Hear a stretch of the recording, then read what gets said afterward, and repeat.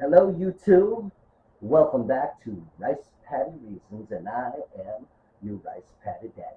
Hey, I'm just having a little bit of fun with it today, so let's get into it. Today, I'm working off of my list. You remember my notebook? Working out of the notebook today. All right, I'm going to give you 7 reasons why money doesn't necessarily equal wealth. Okay, right. That's what I'm talking about here. Just because you have money doesn't mean that you're wealthy. Okay. Reason number one. Okay, lottery winners. Okay, 70% of all people that win the lottery lose all of it. Sooner or later, they lose all of it. Okay, why is this? Okay, why is this? I'm gonna tell you why. All right, because people think that rich people just have a ton of money sitting around and then they just spend it and spend it and spend it. I blame Richie Rich for that. Okay, the cartoon strip. All right, when there was one that I saw where it was like, this is where Richie keeps his allowance, and you see this line of vaults going off into the horizon, just like overflowing with cash, as if rich people just have a bunch of cash just sitting around waiting for it to be spent. That is not what rich people do at all. Okay, that's why. Because people think that because they've got 80 million, 100 million, however many millions that they won during the lottery, that they can just spend it and spend it on these lavish lifestyles, and the money's just going to last forever. Guess what? It doesn't. Okay, unless your money is working for you, then your resources are being depleted. Okay, and no amount of money is infinite. Okay, it's a mathematical impossibility. Okay, you can't have an infinite amount of money on hand and just spend it. Okay, it doesn't happen. Now, obviously, you might by chance die before you have a chance to spend it all, and therefore you think that you had a rich life, but when in fact you were just spending money. All right. So that is one reason why money doesn't always equal wealth. Okay. Reason number two, I present to you the upper middle class. Okay. I'm talking about folks that make really, really good money, have great jobs. Okay. Probably making, low, mid, six figures, and or sometimes even high six figures. All right. They're making a really, really good money. Okay. But they're also spending it on, again, a lavish lifestyle. Right? So now, what happens if you lose your job? Okay, what happens then? Now all of a sudden you've got this you know this 7-bedroom mansion, essentially, that you bought and have to continue to pay property taxes on. Okay, even if you pay off that house, you still have to pay property taxes on it. Okay, that we're just assuming that you paid it off and don't have a mortgage payment. Okay, you see where I'm going with this? Okay, when people make a whole lot of money, they usually up the amount that they're spending every month. Okay, so their expenses are way up here, right up here with their income. Okay, and they may or may not be saving money or investing money. Some smart people do, but I used to work in the mortgage industry while I was running my catering company. I sold mortgages to people, and there was a lot of people that I couldn't help because they basically bought houses that were too big for them, and there was no way for them to get a refinance on those. Even though they desperately needed it, and I could only give them the advice, hey, maybe you should consider selling your house and downsizing. You certainly make enough money to get a loan for a smaller house, but the bottom line is that a lot of people pay attention to what is the Jones effect, keeping up with the Joneses. They feel like they gotta have stuff. All right, I've talked about, like, stuffitis. All right, that's a term that David Ramsey mentions a lot. We're obsessed with stuff, as a society, and and that brings us to reason number three, which is perception, where you're more concerned about what other people see you as. In other words, you're obsessed with your perceived status as opposed to your real financial well-being. Okay, this is the gold star mentality. Okay, just because you can afford to drive a Porsche doesn't mean that you necessarily should be driving a Porsche. Personally, I think that they're a waste of money. Okay, they're great cars. They're beautiful cars. I would love to drive them. Okay, I would never buy one. Now I might lease one, and through my corporation, I would expense the payments of the lease out and drive that nice car for a while until I get tired of it, and then trade it back in and be able to write all of those payments off on my taxes. Okay, that is something that you might consider. All right, but that's all just a bunch of crap, anyways, because it's all about perception. Like, why do you need to be driving a Porsche? Do you really need it? I mean, sure, if you love cars and you like driving fast, and you just love the way that it feels and the way that it makes you feel, then sure, go ahead. All right. I'm not saying there's anything wrong with it. I'm saying that you have to be honest with yourself about your reasons for driving a really expensive car, because honestly, most of the time it's just because you want to be seen in it. Okay. Now, personally, just me speaking, just one guy talking. All right. I don't care about that. I think it's a bunch of BS. All right. Because I would rather take that money and put it towards something that makes me more money so that I can go and travel. Do I need a Porsche when I'm living in Thailand? I'm not going to need a Porsche when I start living in Thailand or Colombia or Brazil or Vietnam. All of those places, I want to have a place in all of those countries and various cities, right? And it's going to be freaking cool. All right. I'm not going to name off all of the cities that are on my list where I plan on having a base camp. All right, but mainly because I don't we're not there yet, and those are future videos. Okay, and I don't want to ruin everything right now.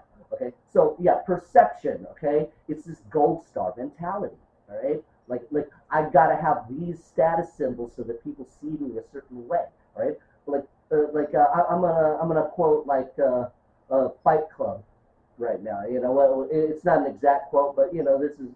But it was basically, we're working jobs we hate to buy crap that we don't need, so we can impress people that we don't even like. Right? It's useless. Right? So don't worry about that stuff. Pay attention to your personal finances. All right, and passport bros, we don't need any of that crap because we will be traveling. Okay, so don't worry about status symbols. Okay, don't worry about perception. All right, we don't care what people think of us.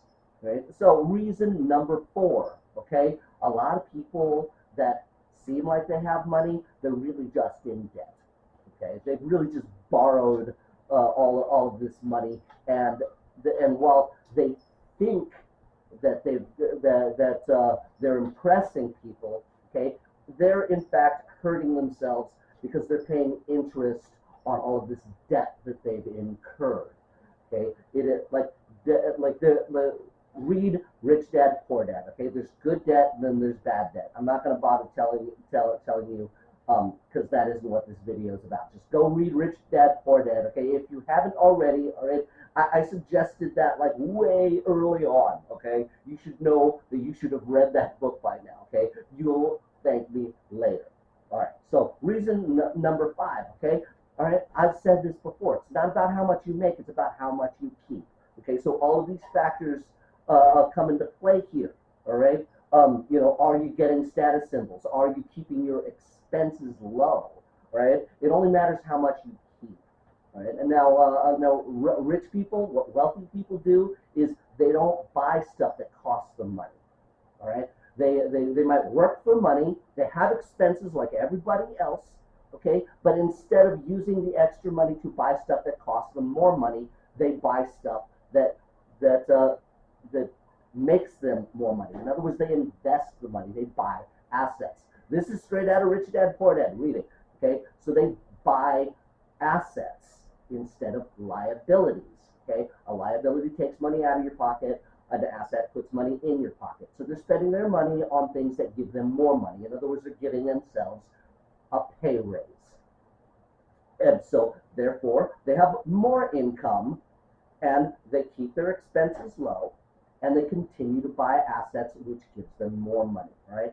All right, it's about how much money you keep. And in this case, it's about how much money is making you more money, right? And so another reason why money doesn't always equal wealth, okay, is that usually if the money is just sitting there in your bank account, it is pretty much unprotected, okay? You could win the lottery and get wiped out by one lawsuit. Okay, that's all it takes. All right. So I'll give you an example. You might have just won the lottery. Maybe you ended up in the newspaper, and some girl decides that she wants that money for herself, and then she lures you into some sort of sordid situation where she can either blackmail you or accuse you of a crime that you didn't commit, and and then leverage that situation to get your money out of you. Okay, it is unprotected. Okay, that's why I will highly suggest to you guys to start businesses, form corporations. A corporation is a separate financial entity from yourself. It is a great way to protect your assets from liabilities like lawsuits, like divorces, okay? All right, like an LLC or corporations, those are, and trusts, those are all great ways to protect your assets from situations like divorce or child support, okay? Because they are a separate financial entity from you.